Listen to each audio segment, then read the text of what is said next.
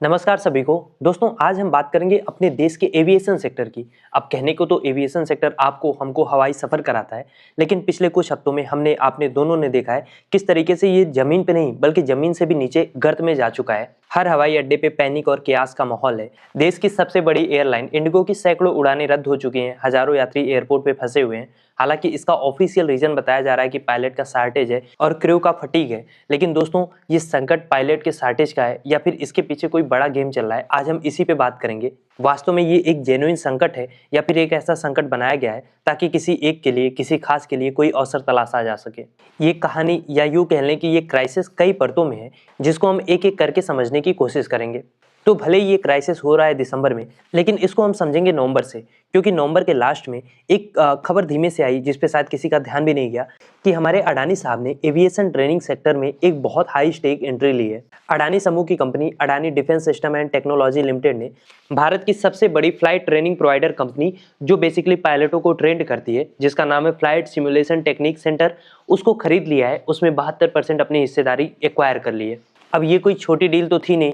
एफएसटीसी भारत का सबसे बड़ा फ्लाइट ट्रेनिंग इंस्टीट्यूट है, जिसके पास 11 फुल फ्लाइट सिमुलेटर्स और 17 ट्रेनिंग एयरक्राफ्ट का एक बड़ा नेटवर्क है, जिससे ये पायलट्स को ट्रेन करते हैं। इसकी स्थापना 2011 में हुई थी और गुरुग्राम और हैदराबाद जैसे स्थानों पे इनके जो सिमुलेशन सेंटर हैं या यूं कहें कि ट्रेनिंग सेंटर हैं वो चलते हैं। और अडानी साहब का ये टेक ओवर हुआ है लगभग 820 करोड़ रुपए में। और जैसा कि आपको पता है, अडानी ग्रुप ने पोर्ट्स हो, एयरपोर्ट हो या एनर्जी का कोई भी बड़ा इंफ्रास्ट्रक्चर सेगमेंट हो, हर जगह अपनी डोमिनेंस हासिल कर ली है। तो ये डील कहीं ना कहीं एविएशन इकोसिस्टम में उनका जो डोमिनेंस है उसका बहुत इंपॉर्टेंट कदम आप कह सकते हैं। अडानी ग्रुप ने इस अधिग्रहण के पीछे का जो कारण बताया है वो है पायलट ट्रेनिंग और सिमुलेशन कैपेबिलिटी को मजबूत करना, जो ना केवल सिविल एविएशन के लिए भी इंपॉर्टेंट है बल्कि डिफेंस एविएशन के लिए भी इंपॉर्टेंट है। लेकिन जो बात अडानी ग्रुप आपको नहीं बताएगा वो भी आपके लिए जानना जरूरी है कि 27 नवंबर को ये टेक ओवर होता है। इसके ठीक 5 दिन बाद देश की सबसे बड़ी एयरलाइन इंडिगो की फ्लाइट्स में अचानक मैसिव कैंसिलेशन देखने को मिलता है। डिले की खबर सामने आनी शुरू होती है और देखते ही देखते स्थिति आउट ऑफ कंट्रोल हो जाती है। पहले सैकड़ों फिर हजारों यात्रियों को एयरपोर्ट पे घंटों इंतजार करना पड़ रहा है। मीडिया में अचानक एक नैरेटिव पुश किया जा रहा है कि देश में पायलट का शॉर्टेज है, क्रू मेंबर्स की कमी है और इंडिगो के पायलट्स को अर्जेंट ट्रेनिंग की जरूरत है। और संजोग देखिए, ये सारी जरूरतें पूरा करने के लिए अभी 5 दिन पहले अडानी ग्रुप ने पायलट्स की ट्रेनिंग का जो देश का सबसे बड़ा इंस्टीट्यूट है उसका टेक ओवर किया है। अब सरकार पे आरोप ये लग रहा है कि क्या ये सब कुछ जानबूझ के अडानी को फायदा पहुंचाने के लिए किया जा रहा है। क्रिटिक्स का आरोप ये है कि कहीं इंडिगो को डुबोकर या कमजोर करके जो एविएशन इंडस्ट्री है उसकी भी मोनोपोली अडानी जी के हाथ में देने की प्लानिंग तो नहीं चल रही है। और अब इस घटना का जो दूसरा लेयर है उसको जानने के लिए हमें डीजीसीए यानी कि directorate general of civil aviation के नए नियमों को भी समझने की जरूरत है। देखिए, डीजीसीए ने हाल ही में पायलटों और केबिन क्रू के रेस्ट पीरियड और फ्लाइट ड्यूटी टाइम लिमिटेशन के लिए नए और सख्त नियम बनाए। ये नियम पैसेंजर सेफ्टी और क्रू की जो वेलबींग है उसको ध्यान में रखकर लाए गए, क्योंकि लगातार ये शिकायत आ रही थी कि पायलटों को पर्याप्त आराम का टाइम नहीं मिल पाता, जिससे एक्सीडेंट का रिस्क बढ़ रहा है। और डीजीसीए के इन नए नियमों को लागू करने का मतलब साफ था कि इंडिगो जैसी जो बड़ी एयरलाइन है उनको तुरंत नए पायलट और क्रू मेंबर्स की मैसिव हायरिंग करनी होती, उनको ट्रेंड करना पड़ता। लेकिन आरोप ये है कि इंडिगो ने ये जो मैंडेटरी हायरिंग है इसको फ्रीज करके रखा, इसे कंप्लीट नहीं किया और नए नियमों का पालन करने की बजाय ऑपरेशन को इतना टाइट रखा कि जैसे ही नए नियम इम्प्लीमेंट हुए उनके पास स्टाफ की भारी कमी हो गई, जिससे फ्लाइट ऑटोमेटिकली रद्द होना या डिले होना शुरू हो गई।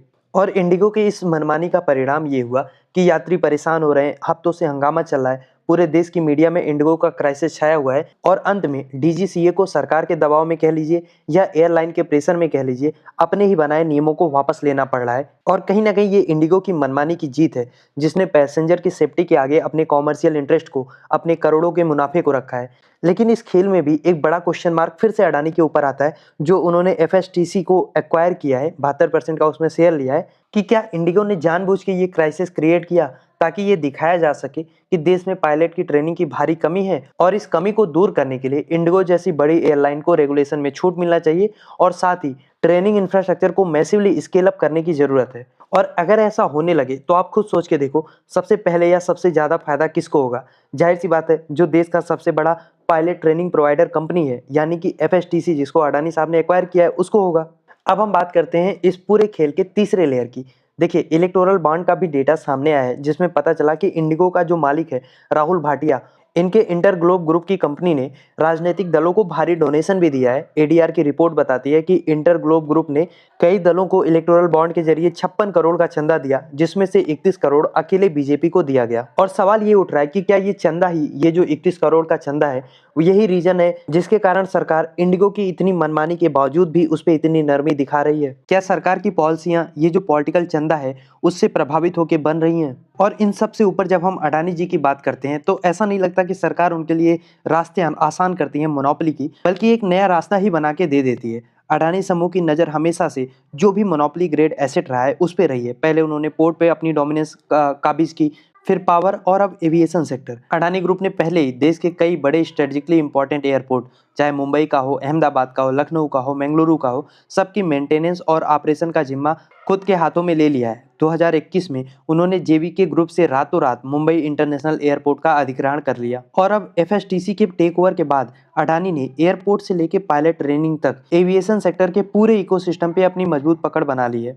इसीलिए लोग सवाल पूछ रहे हैं कि क्या इंडिगो का क्राइसिस इस बात की ओर इशारा है कि अगला कदम किसी डूबती हुई एयरलाइन को अडानी साहब खरीदने की ओर बढ़ रहे हैं? क्योंकि अडानी ने पहले भी एनडीटीवी जैसी डूबती हुई कंपनी में दांव लगाकर न केवल उनको एक्वायर किया बल्कि रिवाइव भी किया।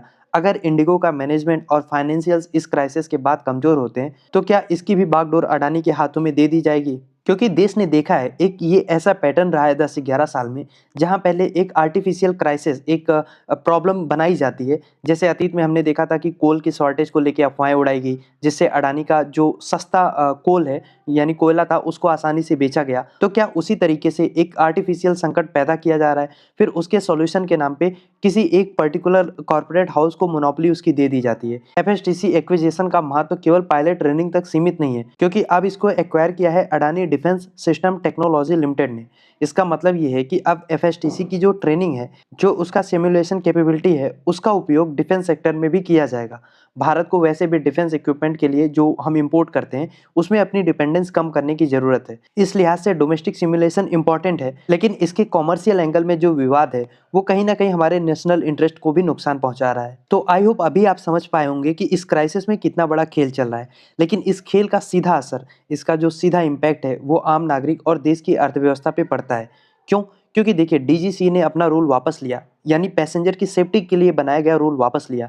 यात्रियों को अब कैसे भरोसा होगा कि जिस फ्लाइट में वो सफ़र कर रहे हैं उसका पायलट पूरी तरीके से रेस्टेड माइंड में है, ऐसा नहीं कि उससे ओवर वर्क कराया जा रहा है। ये कहीं ना कहीं सेफ्टी स्टैंडर्ड के साथ एक खिलवाड़ है। इसके अलावा अगर एविएशन मार्केट में कंपटीशन कम होता है और मोनोपोली बढ़ती है, जैसे आज बढ़ी हुई है, इंडिगो के पास पूरे एविएशन सेक्टर का लगभग 65% का मार्केट है। और इस मोनोपोली से क्या होता है, एयर टिकट के प्राइसेस बढ़ते हैं, यात्रियों को सुविधाएं कम मिलती है, पायलट्स को जो उनका सैलरी है वो भी कम मिलता है। क्यों? क्योंकि मार्केट में एक ही एयरलाइन का डोमिनेंस है, तो आपके पास ऑप्शन तो है नहीं, ना तो पायलट्स के पास है ना तो पैसेंजर के पास है। और डीजीसीए का अपनी पॉलिसी को वापस लेना कहीं ना कहीं इस बात का एक शाइनिंग एग्जाम्पल है कि मोनोपोली देश के लिए ही नहीं, गवर्नेंस के लिए भी कितना खतरनाक है। खैर, हंगामे के बाद और यात्रियों के एक मैसिव प्रोटेस्ट के बाद नागरिक उड्डयन मंत्रालय हरकत में आया है। उसने इस पूरे क्राइसिस की जांच के लिए एक टीम बैठाई है जो क्राइसिस मैनेजमेंट में जो भी चूक हुई है उसके लिए इंडिगो की जिम्मेदारी तय करेगा। लेकिन सवाल ये है कि क्या ये जांच केवल पब्लिक के गुस्से को शांत करने के लिए किया जा रहा है, या वास्तव में जो सिस्टमेटिक इशू है उसको सॉल्व करने के लिए एक जेन्युइन एफर्ट लगाया जा रहा है? इंडिगो पिछले 8 से 10 सालों में एविएशन मार्केट का लीडर बन चुका है। उसने जो भी पुरानी एयरलाइंस थी उसको पीछे छोड़ दिया है, लेकिन इस क्राइसिस ने उसकी इमेज को और उसके फाइनेंशियल को एक बड़ा झटका दिया है। अगर डीजीसीए ने कोई स्ट्रॉन्ग एक्शन लिया, जो कि फिलहाल मुश्किल लग रहा है क्योंकि इन्होंने जब अपना रूल ही वापस ले लिया, तो एक्शन कैसे लेंगे इस पे काफ़ी डाउट है। लेकिन अगर एक्शन लेते हैं तो इंडिगो का मार्केट डोमिनेंस ढह भी सकता है और हो सकता है इसमें से अडानी की एक नई मोनोपोली सामने आए। तो आने वाला वक्त बताएगा कि इस इशू को कैसे रिजॉल्व किया जाता है या कैसे ये रिजॉल्व होता है। खैर, आप क्या सोचते हैं इस टॉपिक को लेकर? लिखिए अपनी राय कमेंट बॉक्स में।